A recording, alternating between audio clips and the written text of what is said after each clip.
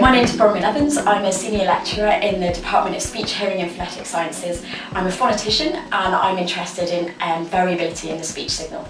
So my big research question is really trying to understand how we hear through all of the variation that we have in speech in order to communicate effectively.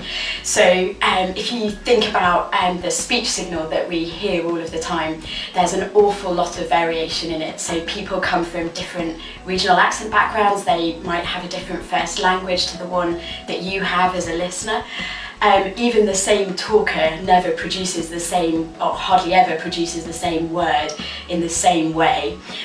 So to give you an example of that, if I took the word red, so the colour red, if I said you're wearing a red shirt, then that word red sounds very different to if I said, oh, you're holding a red book, where red sounds more like reb. So what I'm interested in is how people deal with all of that variability. How is it that despite all of this acoustic variability in the speech signal, how do we understand each other? And if that variability is in the signal, then that probably means that we as speakers can manipulate that variability in order to maybe sound more like somebody else, in order to get on with them better, or in order to make communication easier. So I'm also interested in understanding how people use variation in their speech production as well. I think my research is important to society because it addresses a fundamental aspect of what it is to be a human being, which is how we communicate with each other. And my research in particular looks at how we deal with variation, and that's a big part of our increasingly global community.